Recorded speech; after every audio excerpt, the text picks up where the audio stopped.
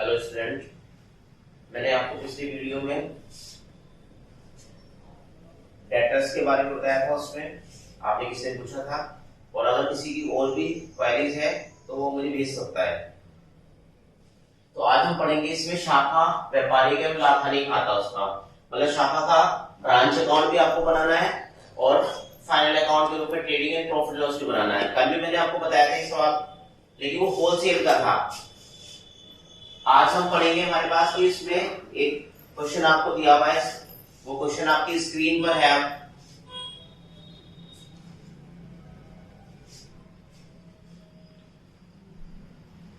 तो आप एक बार रीडिंग कर लें इसको, और इसमें जो वैल्यूज दे रखी है हमारे पास, उनसे पहले ट्रेडिंग एंड प्रॉफिट लॉस बनाएंगे आप, उसके बाद ब्रांच बनाएंगे आप। दोनों ब्रांच पहले बना लें आप उसका, ट्रेडिंग एंड प्रॉफिट लॉस बाद में बना लेंगे आप उसका। तो देखो, पहले हमारे पास ओपनिंग स्टॉक है, ओपनिंग स्टॉक लिखेंगे। फिर उसके बाद हमारे सवाल में गिवन नहीं है हमारे पास, मैंने लिखा नहीं है, मैंने सिर्फ लिख दिया आपको समझाने के लिए। उसके बाद देखो हमारे पास two goods and to branch दिया हुआ है 9200 का। उसके बाद आपको मैंने एडजस्टमेंट करके दिखाया। आपका एडजस्टमेंट तब करना पड़ता है जब आपको इनवॉइस पे दिया होता सवाल, आपको कॉस्ट पे करना होता क्वेश्चन। तो जितनी परसेंटेज आपको गिवन होती है, हमारे में इंक्लूड की होती है, उसको हम निकाल के दूसरी साइड में रखते हैं। जो डेबिट साइड में चीजें आती है उनको क्रेडिट में लिखते हैं, और जो क्रेडिट पे दी होती है उनको डेबिट में लिखते हैं उनको। तो मैंने क्योंकि एडजस्टमेंट इसी में कर दिया, आप चाहते तो नीचे भी कर सकते थे इसको, क्योंकि गुड्स से रिलेटेड था हमारे पास, तो मैंने ट्रेडिंग में करके दिखाया इसको। तो बाई की तरफ में पहले सेल्स लिखा, गुड्स रिटर्न लिखा, ये चारों वर्ड आपको दे रखे हैं। उसके बाद हमने इसकी एडजस्टमेंट की हमने, तो सेल्स का जो गुड्स रिटर्न था हमारे पास उसका एडजस्टमेंट किया हमने, गुड्स रिटर्न बाय ब्रांच, वो 200 दिया हुआ था हमारे पास, उसका एडजस्टमेंट किया हमने 225 और 125, क्योंकि देखो पीछे पर हमारे पास इनवॉइस पे क्या रखा उसने, और कॉस्ट पे हमें कैलकुलेट करना है हमारे पास। इनवॉइस पे अगर दिया तो इनवॉइस ही कैलकुलेट करना होता है। सपोज कॉस्ट आपकी 100 है, उसमें 25% आपको प्रॉफिट इंक्लूड किया हुआ है, तो 125 उसका सेलिंग प्राइस या इनवॉइस प्राइस रहेगा आपका। तो इसको हमारे पास एडजस्टमेंट करेंगे तो वो आएगा 40। फिर ऐसे हमारे पास क्लोजिंग स्टॉक हमारे पास गिवन है, क्लोजिंग स्टॉक का एडजस्टमेंट करेंगे। उसके बाद हमारे पास गुड्स, इधर की तरफ हमारे पास गुड्स एंड टू ब्रांच था, उसका एडजस्टमेंट करेंगे आप इस तरह से। और फिर टोटल करने के बाद हमारे पास उसका आंसर निकल के आएगा टू ग्रॉस प्रॉफिट CD 1740। हमने क्या किया, इसका टोटल किया पूरे का, और इसको लेने क्या है, इसमें से हमारे पास इनका टोटल करेंगे, और फिर टोटल करने के बाद ये माइनस करेंगे तो आपका निकल के आएगा ग्रॉस प्रॉफिट CD 1740। फिर उस बैलेंस को बाई की तरफ लेके आएंगे क्रेडिट साइड में। फिर उसके बाद उसके एक्सपेंसेस लिखेंगे, क्योंकि प्रॉफिट एंड लॉस के एक्सपेंसेस आपको गिवन है हमारे पास। तो कुछ एक्सपेंसेस हेड ऑफिस ने किए उसमें, कुछ ब्रांच ने किए हैं, और एक तो एडजस्टमेंट है हमारे पास, फर्नीचर का डेप्रिसिएशन आपको दिया हुआ है, फर्नीचर आपको गिवन है, उसमें फर्नीचर का डेप्रिसिएशन निकालेंगे उसमें। तो expenses paid by head office दिया हुआ था आपको, expenses paid by branch given है उसमें, और डेप्रिसिएशन हमने खुद कैलकुलेट किया, मैंने नोट्स में बताया हमारे पास। ये 800 रुपए का फर्नीचर, 10% उस पर डेप्रिसिएशन चार्ज कर ली थी। रेट उसमें कोई है नहीं, तो पूरे ईयर का लगाएंगे उस पे, फुल ईयर का लगाएंगे तो वो 80 रुपीज आएगा आपका। फिर टोटल करके नेट प्रॉफिट निकालने के बाद टोटल बाई की तरफ करेंगे, वो ज्यादा है आपका, उसमें से आप इस 2 वाले को माइनस करेंगे टोटल करने के बाद, और वो आएगा आपका फिर नेट प्रॉफिट कैलकुलेट होके। तो उसके बाद हमारे पास में ब्रांच बनाएंगे, हमारे पास। तो देखो बच्चे, आगे ब्रांच अकाउंट है, ब्रांच को कई बार बना चुके हैं हमने, तो उसी का क्वेश्चन का ब्रांच ही बनाना आपको, उसी का मैंने ट्रेडिंग प्रॉफिट बनाया था। तो ब्रांच में आपको सबसे पहले बैलेंसेस दिखाने होते हैं, ओपनिंग, लेकिन हमारे क्वेश्चन में कोई भी ओपनिंग बैलेंस गिवन नहीं है। तो अगर गिवन नहीं है हमारे पास तो उसको नहीं दिखाना आपको, सिर्फ जो गिवन है उसी को आपको शो करना है इसके अंदर। तो हमने पहले लिखा to goods and to branch account, वो आपको गिवन है 9200। फिर आपको एक्सपेंसेस डालने हैं जो हेड ऑफिस के द्वारा किए गए हैं, क्योंकि ब्रांच के एक्सपेंसेस में नहीं आते। ब्रांच के एक्सपेंसेस में क्या करते हैं कि आपको वो लेस करके दिखाने होते हैं हमारे पास, जो ब्रांच ने कैश भेजा होता है हमारे पास उसी में से। तो यहाँ पर हमने फर्नीचर खरीदा है, वो वैसे हेड ऑफिस ने भेजे थे हमें, तो वो हमने बैंक, टू बैंक के नाम से हमारे टू बैंक की हेडिंग बनाई, उसके अंदर दिखाया उसको। फिर उसके बाद हमारे पास बाई की तरफ हमने भेजा कि जो हमने कैश हेड ऑफिस को भेजा हुआ है हमारे पास डेबिट के नाम से दिया हुआ था, डेबिटेड टू हेड ऑफिस 8060, ये गिवन है आपको। तो ये वो पैसा है हमारे पास जो हमने कैश के रूप में हेड ऑफिस को भेजा है। फिर गुड्स रिटर्न आपको दिया हुआ है 200 का। फिर इसके डिफरेंसेस निकालेंगे, क्योंकि हमने इनवॉइस पे माल दिया हुआ था, हमारे पास गुड्स का हमारा इनवॉइस के ऊपर था, उसके ऊपर में क्वेश्चन करना होता, हमने उसके डिफरेंसेस निकाल के गुड्स रिटर्न का और क्लोजिंग स्टॉक का वो हमने यहाँ पर निकाले हैं। कि मैंने प्रॉफिट लॉस में करके दिखाया था आपको, क्योंकि वहां पर भी इनवॉइस के ऊपर था हमारे पास में। तो ये डिफरेंसेस यहाँ पर डाल दिए इसके, और जो गुड्स एंड ब्रांच का डिफरेंस था वो हमने यहाँ पर डाला है इसमें एडजस्टमेंट के रूप में।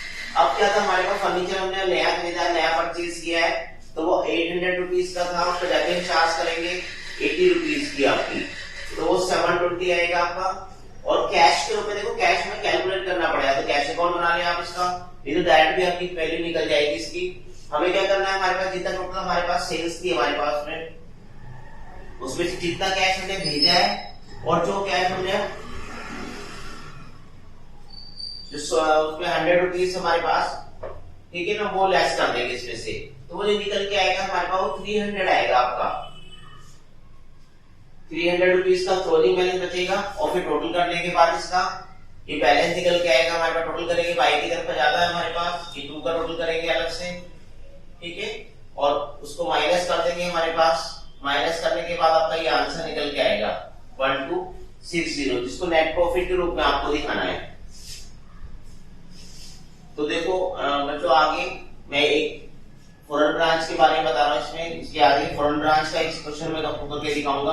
फॉरेन ब्रांच में क्या होता है हमारे पास, हम उसकी जो प्राइस है हमारे पास, क्योंकि करेंसी अलग अलग होती है हर देश की, तो वो अगर वो हेड ऑफिस जहां पर भी है हमारे पास, वो अपनी करेंसी में उस चीज को दिखाएगा, उस वैल्यू को दिखाएगा हमारे पास, तो उसी में करेंसी में हम उसका एक ट्रायल बैलेंस बना के चेंज करके दिखाते हैं, फिर उस क्वेश्चन को करते हैं हम। तो देखो आपकी फॉरेन ब्रांच का क्वेश्चन है हमारे पास, आपकी स्क्रीन पर है, आप एक बार उसको रीडिंग कर लें। उसमें क्या आपको अमाउंट्स दी हुई है और करेंसी के बारे में बताया गया नीचे हमारे पास कि उसके शुरुआत में साल के स्टार्टिंग में कितनी प्राइस थे उसके, और मीडियम में, जो मीडियम में हमारे बीच के समय में हमारे पास या एवरेज में हमारे पास कितना था, और एंड में कितना था। अगर किसी पर्टिकुलर रेट का उसका रेट दिया हुआ है, तो उस रेट के ऊपर पर्टिकुलर जिस पर रेट डली होगी उसके अकॉर्डिंग उसको वैल्यू को निकाला जाएगा आपका। तो होता क्या है हमारे पास, आपको जो निकालना होता है हमारे पास, रेट जो निकालना होता है वो होता है अमाउंट, जो भी आपका रेट है उसमें अपॉन, जैसे मेरे पॉन्ड था हमारे पास, तो पॉन्ड का रेट निकाला गया है, तो पॉन्ड के रेट के रूप में दिखाएंगे पॉन्ड का। ये रेट आपको दिया होता है हमारे पास, उस रेट से डिवाइड कर देते हैं, तो आपकी वैल्यू पॉन्ड्स में कन्वर्ट हो जाती है। तो जो आंसर आएगा आपका वो पॉन्ड्स में आएगा इसमें, क्योंकि मेरा सवाल, क्योंकि लंदन का है हमारे पास हमारा हेड ऑफिस, तो मुंबई की ब्रांच है, तो मुंबई की ब्रांच जब अपना कैलकुलेशन करके देगी तो वो रुपीस में बना के भेजेगी उसको, तो हेड ऑफिस को देंगे डॉलर में, हमारे पास पॉन्ड्स में, तो क्योंकि वहां की करेंसी पॉन्ड्स है, तो पॉन्ड्स में कन्वर्ट किया हमने। तो पॉन्ड्स की वैल्यू आपको नीचे दी हुई है हमारे पास, तो उस पॉन्ड्स की वैल्यू को हमने कन्वर्ट किया है उस ट्रायल बैलेंस को अपने रुपीस वाले को। तो जो आपको दिया हुआ था हमारे पास, हमने सारा ये क्वेश्चन दिया हुआ आपको, क्वेश्चन की सारी वैल्यू यहाँ पर उतारी है। उसका रेट हमें दिया हुआ था, ओपनिंग स्टॉक का रेट है हमारे पास, ओपनिंग के रेट में लिखेंगे हमारे पास, क्लोजिंग का तो क्लोजिंग में लिखेंगे आप उसमें, और जिसके बारे में आप कह नहीं सकते कि ओपनिंग है क्लोजिंग डिसाइड नहीं कर सकते हमारे पास, साल में पूरे टाइम में रेगुलर चलता रहता है हमारे पास, उसको एवरेज का नाम देते हैं। तो हमने देखो हमारे पास परचेज एवरेज भी यूज की है, वेजेस एवरेज भी यूज की है, रेंट क्योंकि उसका पता नहीं है हमारे पास कब कब पड़ते होंगे, जो एक्सपेंसेस होते हैं उनका टाइम नहीं होता हमारे पास। तो और ये फर्नीचर का रेट हमें दिया हुआ था, गिवन था हमारे पास, इसको हमने डायरेक्टली लिया है, जिसका गिवन होगा उसका आप वही रेट रखेंगे जो आपका गिवन है उसमें। तो मैंने यहाँ पे जो हमारे पास एवरेज थे हमारे पास, उनको एवरेज के रूप में 12 रखा है, जो आपकी क्लोजिंग थे उनको क्लोजिंग के रूप में 9 रखा है, जो ओपनिंग था उसको ओपनिंग के रूप में रखा है हमारे पास। तो ये सारा चीज हमने डिवाइड कर दिया उस रुपीस वाली वैल्यू को, तो अमाउंट को डिवाइड किया 14 से, तो ये निकल के आया हमारे पास, ये पॉइंट्स पे सारी की सारी वैल्यूज आपकी। तो मैंने इनको डिवाइड किया उस अमाउंट को जो आपके ट्रायल बैलेंस में गिवन थी, और ये क्लोजिंग स्टॉक आपको अलग से भी, क्लोजिंग स्टॉक को लिखा नहीं जाता हमारे पास, क्योंकि ये ओपनिंग होता है आपका, यहाँ पर दिया हुआ है हमारे पास ट्रायल बैलेंस में ओपनिंग है हमारे पास, क्लोजिंग को शामिल नहीं करते हैं। तो क्लोजिंग का हमने बाहर निकाला, ट्रायल बैलेंस के बाहर ही लिखाया था वो, अगर गिवन है आपको तो उसका भी निकाल के हमारे पास हमने पॉइंट्स में कन्वर्ट कर लिया उसको। अब इसका ब्रांच अकाउंट वैसे ही बनाना हमारे पास जैसे हम पहले बनाते आ रहे थे हमारे पास। तो ब्रांच बनाएंगे अब इसका। तो जो ट्रायल बैलेंस हमने बनाया था उसमें ना जब आप टोटल करते हैं हमारे पास कुछ फिगर डायरेक्ट दी होती है, तो उसका डिफरेंस जब निकालते हैं डिफरेंस के नाम से लिखना पड़ता है। वो डेबिट की तरफ भी आ सकता है, क्रेडिट की तरफ भी आपका। तो अब उसके बाद हमारे पास हम जब ट्रेडिंग एंड प्रॉफिट बनाएंगे तो वहां से वैल्यू लेंगे ट्रायल बैलेंस से। जैसे आपने पहले ट्रेडिंग भी किया था, ट्रायल बैलेंस आपको गिवन रहता था हमारे पास, नीचे कुछ एडजस्टमेंट रहती थी हमारे पास, तो उसको आप ट्रेडिंग और प्रॉफिट लॉस के रूप में यहाँ पर दिखा देते। तो वही काम अब भी करना है आपको, लेकिन हमने उसको क्वांट में कन्वर्ट कर लिया था, क्वांट की वैल्यू के रूप में ही हम दिखाएंगे इसको। तो ओपनिंग स्टॉक आपको गिवन है, उसमें परचेज आपको दिया हुआ है, वेजेस एंड सैलरी। देखो वेजेस में हमारे पास वेजेस अगर पहले आती तो ट्रेडिंग में आती है, अगर सैलरी पहले होती तो प्रॉफिट एंड लॉस में नीचे लेके आते इसको। तो वेजेस पहले हमारे पास, तो वेजेस को मैं ट्रेडिंग में रखा है इसलिए। फिर बाई की तरफ सेल्स है, क्लोजिंग स्टॉक है आपका, ये गिवन है हमारे पास जो हमने ट्रायल बैलेंस के रूप में दिखाया था। तो आपको सिर्फ कॉपी करना है, वहां से टोटल करेंगे, ग्रॉस प्रॉफिट निकल के आएगा आपका। ग्रॉस प्रॉफिट के बाद आप उसको बाई की तरफ लेके आएंगे, फिर एक्सपेंसेस लिखेंगे आप। रेंटेड टैक्स आपको दिया हुआ है, सन्ड्री एक्सपेंसेस आपको दिए हुए, और नेट प्रॉफिट के रूप में आप टोटल करेंगे बाई की साइड का, टू की तरफ लेके आएंगे, इन दोनों चीजों को माइनस करेंगे, उसमें से एक प्रॉफिट निकल के आएगा आपका 3900। अब उसके बाद क्या करना है आपको बच्चों, इसके बाद बैलेंस शीट बनानी है। बैलेंस शीट में आपकी दो साइडें होती है, एक लायबिलिटीज होती है और एक एसेट्स होती है। तो लायबिलिटीज को जो हमने क्रेडिट बैलेंस थे हमारे वहां पर ट्रायल बैलेंस के अंदर, वो लायबिलिटी की तरफ आएंगे, और जो डेबिट बैलेंस थे आपके वो एसेट्स की तरफ आएंगे। तो हमें वहां पर एक लंदन का हेड ऑफिस का बैलेंस दिया हुआ था, उस बैलेंस को डायरेक्ट लेते हैं हम यहाँ पे 2880। उसके बाद अपना नेट प्रॉफिट ये वाला हमारे पास में ऐड कर देंगे, और ऐड करने के बाहर लिख देंगे। फिर क्रेडिटर्स आपको दिए हुए क्रेडिट की तरफ, बिल्स पेबल आपको दिया हुआ है वो लिख देंगे। फिर उसके बाद एसेट्स की तरफ लिखेंगे आप, इसमें एसेट्स में कैश इन बैंक आपको दिया हुआ है, क्लोजिंग स्टॉक हमने कैलकुलेट करके नीचे निकाला था बॉन्ड्स में, फिक्चर एंड फर्नीचर आपको डायरेक्ट दिया हुआ था हमारे पास, वो डायरेक्टली यूज करेंगे। डेटर्स आपको निकाले कैलकुलेट करके हमने बोर्ड में कन्वर्ट किए थे, बियाज थे, उन सबको लिखने के बाद आप इसका टोटल करेंगे। हमारे पास जो टोटल मैच नहीं करेगा आपका, मैच इसलिए नहीं करेगा क्योंकि हमारे ट्रायल बैलेंस के अंदर डिफरेंस आया हुआ था पहले से ही।